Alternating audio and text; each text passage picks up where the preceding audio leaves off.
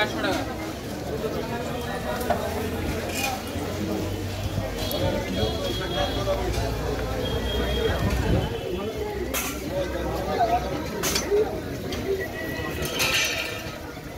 এটা সাদা হবে দারুণ।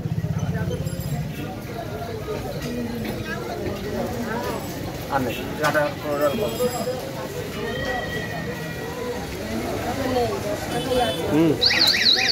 কাট কাট কাঁটা কাঁটা এ করবো, কাঁটা বাদ দিয়ে দেবো।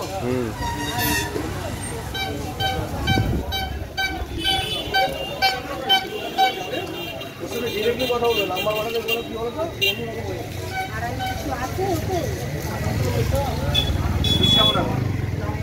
পিস না কাটা বার কর, কাঁটা বার করি, কাঁটা বার করা হয়ে তার মাঝখান দিয়ে পিস করবে। হ্যাঁ হ্যাঁ মাঝখান দিয়ে কেটে দে। হ্যাঁ হ্যাঁ এরকম থাকবে। হ্যাঁ পিস করবো না তো? না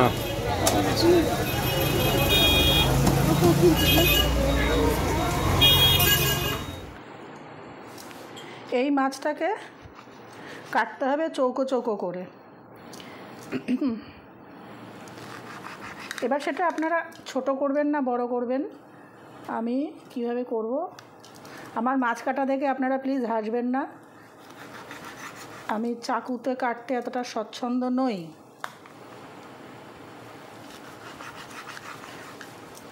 তবু দোকান থেকে কেটে আনলে কি হয়, আমার পছন্দ, মানে আমার যদি বড় কাটা দরকার তাহলে আমি একটু বড় মতন কেটে নিতে পারি, ছোট কাটা হলে ছোট মতন কেটে নিতে পারি, সেই জন্য আস্ত নিয়ে আসতে বলি, দোকান থেকে কাটতে বারণ করি।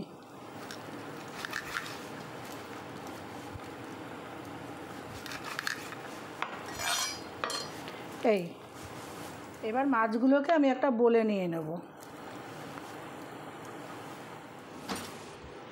এবার এখানে আমি একটা ম্যারিনেশন দেখাবো। পরিমাণ মতো স্বাদ অনুযায়ী দিলাম লবণ, পরিমাণ মতো স্বাদ অনুযায়ী দিলাম লঙ্কার গুঁড়ো। এইবারে দিয়ে দেব এই যে বেদানার রস, আমি কিনে নিয়ে এসেছি, আপনাদের বাড়িতে যদি ফ্রেশ ফ্রুট থাকে একটু রসটা বার করে নেবেন।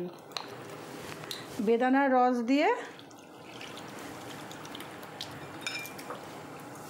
আমি এটাকে ভিজিয়ে রাখবো পুরো 1 ঘন্টা, ভিজিয়ে রাখবো পুরো 1 ঘন্টা। এবারে আমি একটা মশলা তৈরি করব।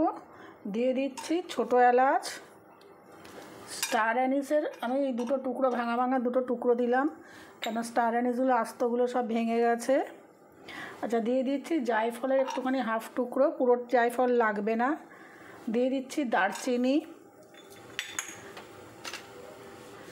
দিলাম একটু মৌরি, মিডিয়াম চামচে 1 চামচ দিলাম মৌরি, দিলাম লবঙ্গ, আর দেব মেথি, হাফ চামচ মতন মেথি। এটাকে আমি ড্রাই রোস্ট করে নেব আগে। রোস্ট করা হয়ে গেছে, এবারে আমি গ্যাসটা বন্ধ করে দেবো। গ্যাসটা বন্ধ করে দিয়ে দেবো গোলমরিচ গুঁড়ো, দেব হচ্ছে আদা গুঁড়ো, আর দেব জিরে গুঁড়ো। এগুলো গ্যাসটা বন্ধ করে এই তাওয়ার যে গরম, সেই গরমে এগুলোকে আমি একটুখানি সেঁকে নেব, একটু রোস্ট করে নেব। এই গরম তাওয়াতেই আমি আস্ত মশলাগুলোর সাথে গুঁড়ো মশলাগুলো সেঁকে নিলাম। এইবার এটাকে ঠান্ডা করে আমি ব্লেন্ডারে ব্লেন্ড করে নেব, গুঁড়ো করে নেব। গুঁড়ো করে একটা মশলা তৈরি করে রাখবো। এই যে মশলা গুঁড়োটা,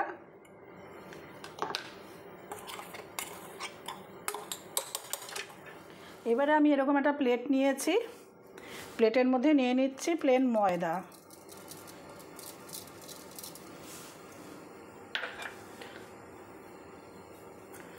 এই ময়দার মধ্যে আমি এই যে মশলাটা করেছি,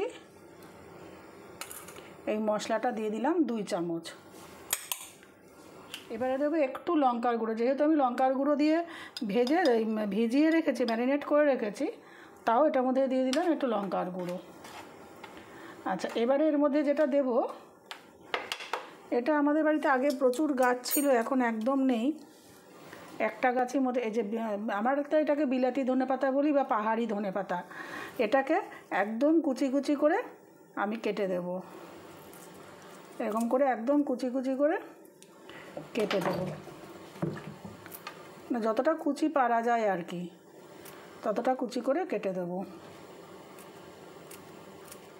এই পাতাগুলো আমি কুচি করে এর মধ্যে মিক্স করে নিলাম, করে এই যে ম্যারিনেট করে রেখেছিলাম এই মাছগুলো 1 ঘন্টা আমি ম্যারিনেট করে রেখেছি বেদানার রস, লবণ আর লঙ্কার গুঁড়ো দিয়ে এর মধ্যে দিয়ে দেব,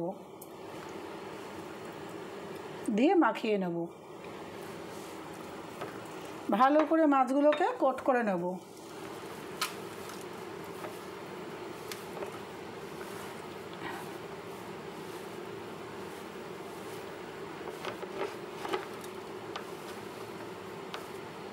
দরকার হলে এই যে এইটুকু রয়েছে এটাও আমি দিয়ে দেবো, দিয়ে ভালো করে কোট করে নেব।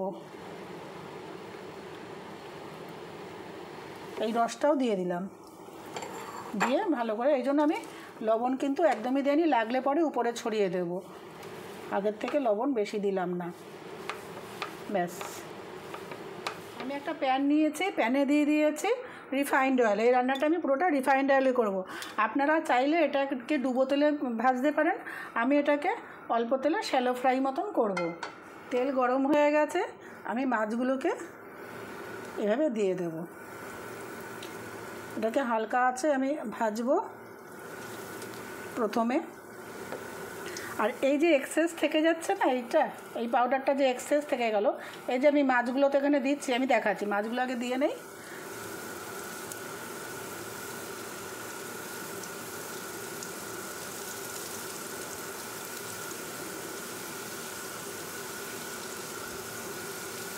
আপনাদের যদি বেশি মাছ থাকে 2টো ব্যাচে বা ভাগে ভাগে আপনার এই যে এক্সেস যে থেকে গেল, এটা কি করবে, এটা দিয়ে আমি একটা ছোট্ট স্ন্যাক্স বা স্টার্টার রেসিপি দেখিয়ে দেবো সবার শেষে। এটা নিশ্চয়ই ফেলবো না, এটার মধ্যে সমস্ত রকম মশলা আছে। এইবারে গ্যাসের ফ্লেমটাকে বাড়িয়ে নিয়ে এটাকে একটু কড়া করে ভেজে আমি নামাবো।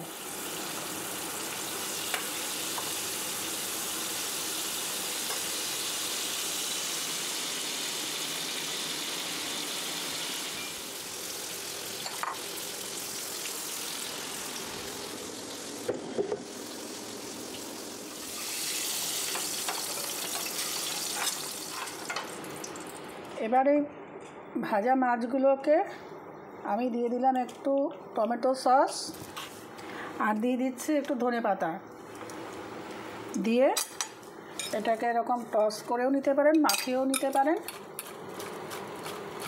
টস করে নিয়ে সার্ভ করবেন স্ন্যাক্স হিসাবে, স্টার্টার হিসাবে, দুর্দান্ত লাগবে খেতে। ব্যাস,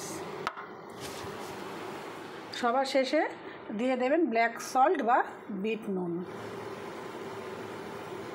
আপনারা যদি মনে করেন একটুখানি চাট মশলা দেবেন, চাট মশলাও দিতে পারেন, তবে চাট মশলা লাগবে না অবশ্য।